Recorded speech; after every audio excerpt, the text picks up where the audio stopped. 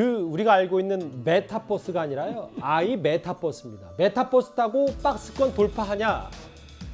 매일 타는 민색버스를 타고 부산, 울산, 경남 지역을 찾을 이재명 후보입니다. 국민들 목소리를 듣고 또 듣겠다고 말했는데요. 화면부터 만나보겠습니다. 잘 듣고 송영길 대표님을 중심으로 우리 더불어민주당이 국민을 섬기고 낮은 자세로 정말 현장에서 우리 국민들의 일상의 목소리를 경청하도록 노력하겠습니다. 우리 이야기만을 많이 하고 국민의 목소리를 대변하지 못했던 부족한 점을 우리 후보님이 곳곳을 다니면서 듣겠습니다. 간담회나 토론회 같은 것도 할 수 있게끔 만들어져 있고 또 라이브 방송으로 연결해서 실시간으로 연결될 수 있는 그런 스튜디오가 마련되어 있는 버스입니다. 확장적인 소통을 하는 활동을 하실 예정입니다. 매주 민심을 경청하겠다. 메타버스라고 이름을 붙였습니다. 내부 한번 사진을 볼까요? 여기 전재수 의원이 앉아 있는 것 같은데 버스 내부를 좀 개조해서 공간을 좀 활용하고 회의실과 이재명 후보가 좀 편히 앉을 수 있게 이렇게 좌석을 좀 마련한 것 같아요. 김근식 교수님. 네. 앞서 저희 방송 전에 잠깐 얘기를 하겠는데 이 이름이 좀 탐나하시나 봅니다. 예, 뭐 이름을 아주 잘 지은 것 같습니다. 민주당 측이 보면 저런 네이밍 같은 걸 아주 좀 탁월한 실력이 있는 것 같아요. 예. 우리 윤석열 후보 측에서도 빨리 선대위를 구성이 되면 저렇게 좋은 이름들을 만들고 현장과 민심을 청취하러 다니도록 해야 될 것 같고요. 예. 그 메타버스라는 지금 가장 유행한 하는 게 가상현실 아니겠습니까? 이제 그분들을 이제 그 유추시키는 그 이름을 줘서 현장에 가서 주로는 이제 청년들을 많이 만날 것 같아요. 아마 다음 날도 이제 부울경 중심으로 해서 청년들이나 스타트업 대표들을 많이 만난다고 그러는데 예. 아마도 이 매주 타는 민생버스는 모든 여야 후보가 똑같을 겁니다. 그러니까 굳이 이름이 메타버스는 아니라 하더라도 결국 현장에 가서 들어야 되고요. 그다음에 청년들 직접 들어야 되고요. 그다음에 민심을 경청해야 되고요. 그리고 그들과 대화를 해야 됩니다.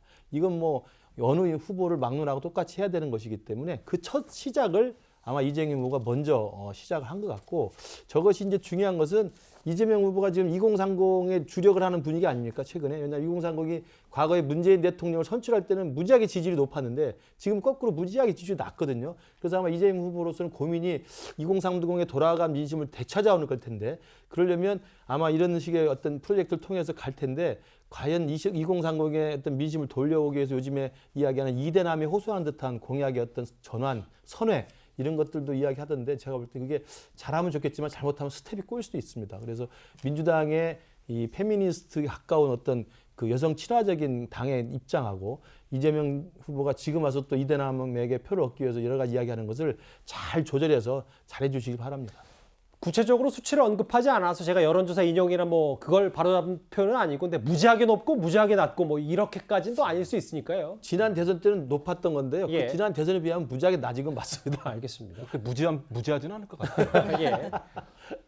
말씀하셨던 것처럼 민심 경청 투어 가운데 특히 2030에 주목하는 이유는 이재명 후보가 청년층 지지율을 보완하겠다 이런 의도일 겁니다.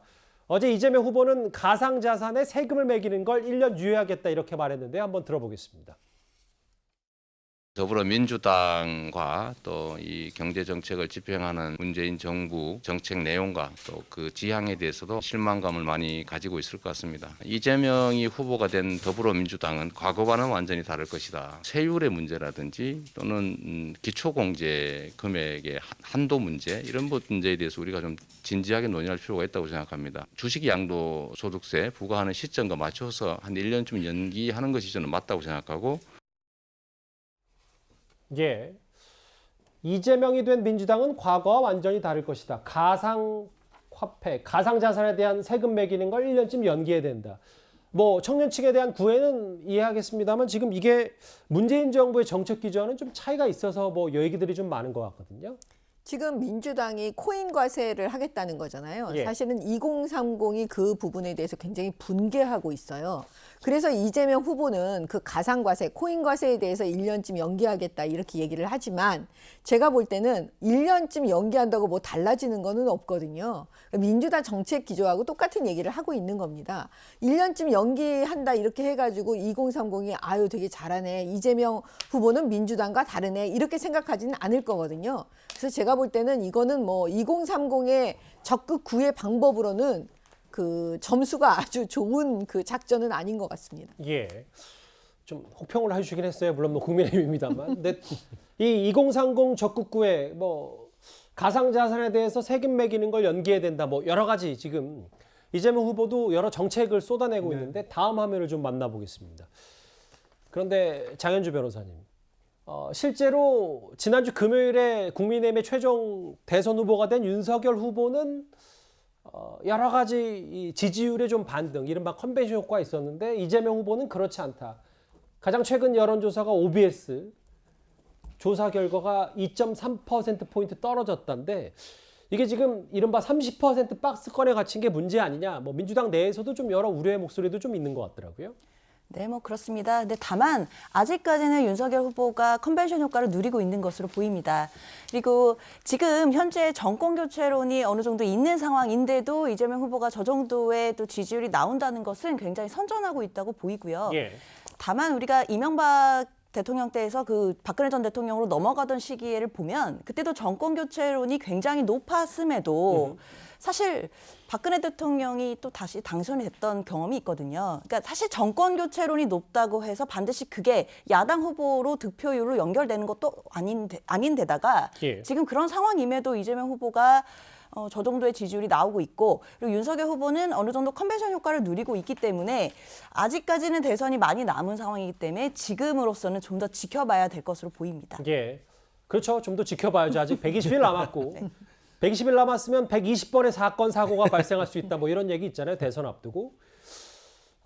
그런데 제가 당내 내부 게시판에 대한 보도를 보니까 한민수 수석님.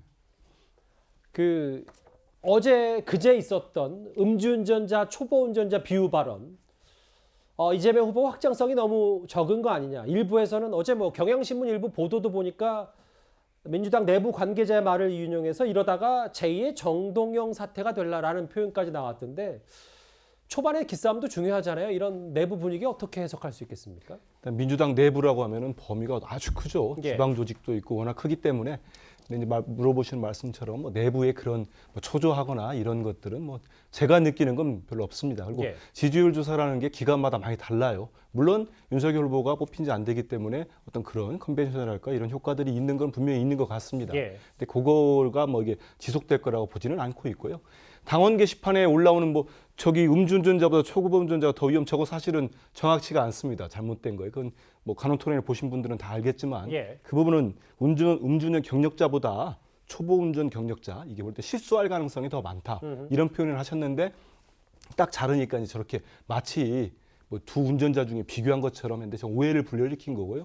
그다음에 저기들 보면 당원들이 당원 게시판에는 걱정해서 올리시는 분들도 있고 다 아시겠습니다만 이재명 후보를 지지하지 않는 당원도 분명히 있습니다. 그래서 당원 게시판에 올라온 의견들을 무시할 수는 없지만 모두 수용을 하고 거기에 따라서 맞춰가고 개선하겠지만은 저게 모든 당원의 의견이거나 민주당을 지지하시는 분들의 의견은 아니다.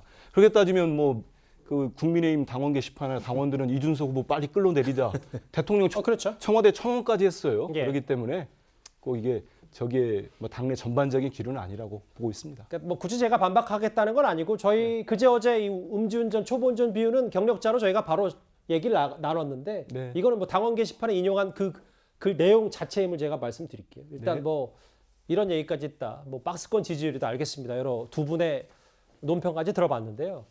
그리고 이재명 후보에 대해서 여전히 말들이 많은 게 바로 백브리핑입니다. 그러니까 공식 일정을 소화하면서 중간중간에 즉석 질문을 받는 백그라운드 브리핑을 이재명 후보가 최근 하지 않으면서요.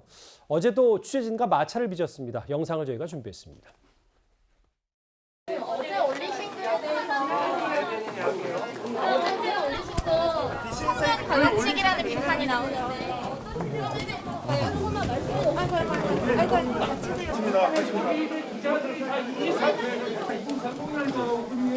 년 전에는 82년생 김지영 공개하셨잖아요. 백브리핑을 받지 않고 있는데 후보님은 앞으로도 직접 이렇게 기자들 앞에 나오셔서 입장을 표명하실 수 있을까요? 대통령이 돼서도 하겠습니다. 어제 기자들이 상당히 볼멘 소리를 했어요. 최근에 이재명 후보가 뒷얘기라 혹은 취재진의 즉석 질문, 현안에 대한 질문에 답을 하지 않기 때문에 윤석열 후보는 대통령 돼도 하겠다는데요. 저는 이제 이재명 후보의 저 모습이 좀 굉장히 낯섭니다. 잘 아시는 것처럼 이재명 후보는 2016년에도 대통령 후보에 도전을 하셨고 누구보다 토론에 익숙하고 토론을 잘한다고 소문이 나 있는 분이시고 언론이나 기자분들의 그 날카로운 질문에도 아주 능수능란하게 대답을 하셨던 분인데 왜 갑자기 며칠 사이에 지금 백브리핑을 안 하고 계신지 제가 진짜 우리 한민수 수석께 한번 여쭤보고 싶습니다. 왜 갑자기 그러신지 그리고 앞으로도 계속 그러실 것인지 제가 볼 때 앞으로 계속 그러시지는 않을 것 같아요. 예. 제가 볼 때는 어제 저 상황은 이제 아까 제가 말씀드린 스텝이 꼬인 상황이에요.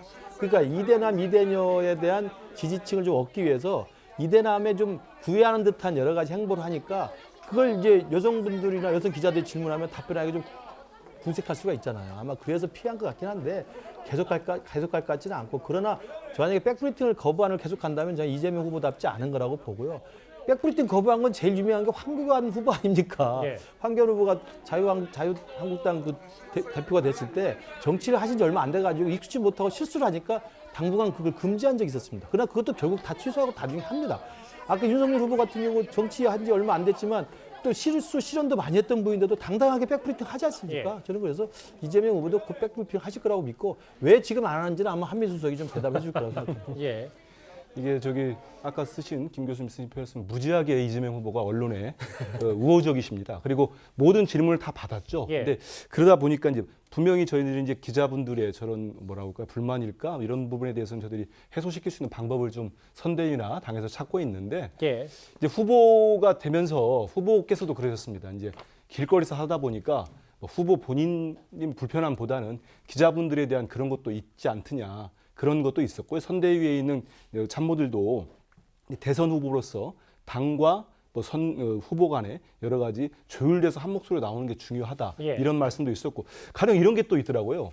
뭐 윤석열 후보가 됐던 국민의힘이 됐던 불과 30분 전에 뭔 입장을 냈어요. 입장을 냈는데 그거를 기자분들이 기다리고 있다가 바로 후보님 여기서 어떻게 생각하십니까? 하면 그 내용 자체를 몰라요. 예. 그런 상황에서 잘못된 왜곡된 정보가 나가면 알겠습니다. 그 뭐 일반 정치인도 아니고 유력한 대선 후보기 때문에 그 혼선을 불러일으킬 수 있다. 그리고 한 말씀만 더 청원하면은 아까 이제 후보가 엘리베이터 타잖아요. 예. 그 안에 제가 타고 있었거든요. 그리고 잠시만요. 말씀 끊어 죄송한데 네. 그러니까 백브리핑 피해서 화물용 엘리베이터를 탄 거 저거 아니냐? 화물용 아닙니다. 아 그렇습니다. 일반 승객들이 타는 거 제가 타고 있었고 예. 왜냐하면 이제 후보님이 외부인 일정을 마치고 같이 타고 가는데 이거는 뭐 제가 거짓말할 이유가 없는데 이제 제가 그랬죠. 기자분들이 밖에서 계속 기다렸습니다. 그러니까 후보가 내가 미안하지 이렇게 얘기 못한 부분에서 그렇기 때문에 후보가 언론을 멀리하겠다는 그런 게 아니고 이거는 좀 더 유력한 후보로서 정확한 메시지를 전달하자 이런 차원에서 선대위와 당이 후보께 건의를 했고 알겠습니다. 후보는 언제든지 충분한 기자들에게 설명할 자세가 돼 있다 이런 말씀드립니다. 현장에 계신 분한테 다시 한번 사실관계를 들었네요. 화물용 엘리베이터가 아니라 일반 승객들이 저 타는 화면이 엘리베이터고. 제가 탄 그거면요. 그 당사에 2개 엘리베이터가 있는데 예. 왼쪽 오른쪽 제가 오른쪽 거 우리가 볼 때 거기 타고 있었는데 같이 내려갔습니다. 저 화면인 거죠? 저게 화물용 승강기라고 써 있는데요. 아니 저거 아닌데요. 제가 탄 거는. 아, 예, 그렇습니다. 저거 아닙니까? 예, 예. 저기 한준호 수행실장과 탄 화물용 엘리베이터도 행사를 저거하고 어디만 해도 당사에서 행사가 한 3-4개 있었거든요. 예. 뭐 다를 수는 있겠습니다만은 저랑 후보랑 같이 내려가는 거는 화물용이 아니다. 그렇게 말씀드립니다. 알겠습니다. 뭐 어찌 보면 지엽적일 수도 있는데 또 저기 화면에 또 화물용 승강기라고 써 있다 보니까 제가 계속 질문을 안 드릴 수도 없고 뭐 여러 영상들이 뒤섞여 있으니까 일단 알겠습니다. 뭐 화물용 승강기를 피했던 것도 있고 그렇지 않은 걸 수도 있으니까. 그러니까 어쨌든 결론은 백브리핑 조만간 다시 하신다는 얘기인 거죠? 아니 그렇지는 않고요. 그러니까 후보가 직접 백브리핑 한다는 게 아니고 앞으로 쭉 내년 3월 9일까지는 좀 봐야 되겠습니다. 뭐 제가 뭐 그것까지 결정할 단위는 아니고 예. 후보께서도 뭐 입장을 알겠고 당과 선대위의 또 입장들이 있기 때문에 예. 그런데 지금 기자분들이 궁금해하는 것들은 또 충분히 설명할 수 있는 자리가 마련될 거다. 이 정도로 말씀드리는 거예요. 알겠습니다. 추가 질문을 하다 보니까 이 주제가 조금 길어졌는데요. 이재명 후보의 오늘 행보 얘기 만나봤습니다. 다음 주제 두 대선 후보의 외교안보 행보를 좀 짚어보겠습니다.